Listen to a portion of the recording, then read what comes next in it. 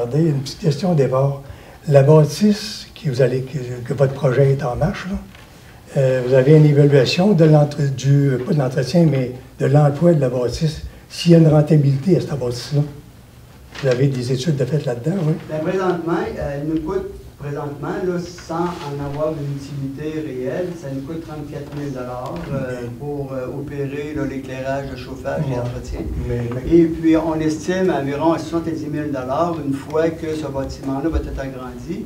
Et nous, bien, on va conserver le montant initial d'entretien qu'on payait déjà et on va confier à la Société de développement économique de s'assurer, par sa location et sa gestion, d'aller payer la différence. Donc, concernant les coûts d'entretien pour la ville, ça devrait être maintenu à peu près au même niveau. Mais ce n'est pas tout à fait ma question. Ma question était sur l'emploi de la bâtisse, la rentabilité d'emploi, la location de la bâtisse. Oui. S'il y avait une projection, si vous avez des études solides de fait là-dedans, là.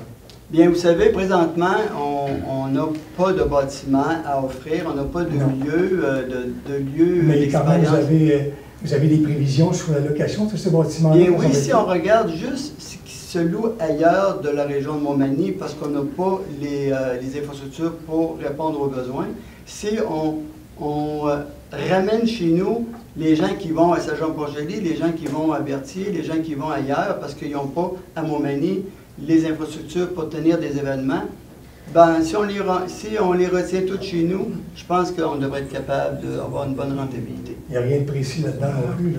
Ben, allez voir tout ce que les gens vont aller chercher à l'extérieur de la ville, parce qu'on ne l'a pas ici. C'est une deuxième question. Vous avez un montant de 3 150 000 d'emprunt pour le projet, puis les subventions seront enlevées à ce montant-là si vous les avez, je comprends. Si vous avez 1 million, bien, il va rester 2 150 000. Mais le montant de 3 150 000 d'évaluation de des travaux complets, quelle firme d'ingénieur et d'architecte a fait cette évaluation-là? DG3A, Stantec. Ça a été précis, tout était bien établi là-dedans. Oui, on a une firme d'ingénieurs qui s'appelle DG3A, puis d'architectes, excusez, c'est l'inverse. DG3A, c'est les ingénieurs, puis Stantec, c'est les architectes. On a payé 120 000 pour avoir des coûts le plus précis. On est environ à 80 de précision dans le coût du projet. J'espère que ça va être plus précis que la piscine, parce que la piscine, si vous parlez de 3 millions 150, on peut parler de 4 millions sans aucun problème. Là-dessus, je ne peux pas vous donner tort. C'est ça. Mais c'est parce que d'après voir, parce que on sait... Je vais vous répondre par contre pourquoi. C'est qu'on n'a pas justement fait affaire au tout début par une firme spécialisée au niveau de la construction de piscines. C'est une firme qui s'est improvisée, spécialiste là, dans les réparations et aménagements.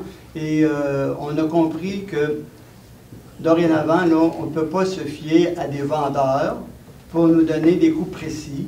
Il faut se fier à des ingénieurs et on a eu notre leçon. Dans la rénovation de ce bâtiment, qu'est-ce qui va rester du bâtiment comme il est là, après la rénovation? Est-ce qu'il y a des fondations de ça? Là? Oui. Là, c'est la partie agrandie. On va plus parler de plancher qui va être agrandi. Tout simplement, il n'y a rien qui va être... Ça va être la même structure de toit, c'est le même profilage.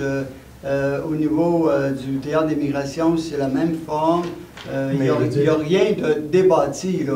C'est qu'on rallonge. Un rallonge. Mais dans le soubassement de la rallonge, probablement que ça va être, les fondations vont être conformes au terrain qu'il y a là-bas. Là, oui, il y a eu des prélèvements. Oui, monsieur, vous avez tout à fait raison.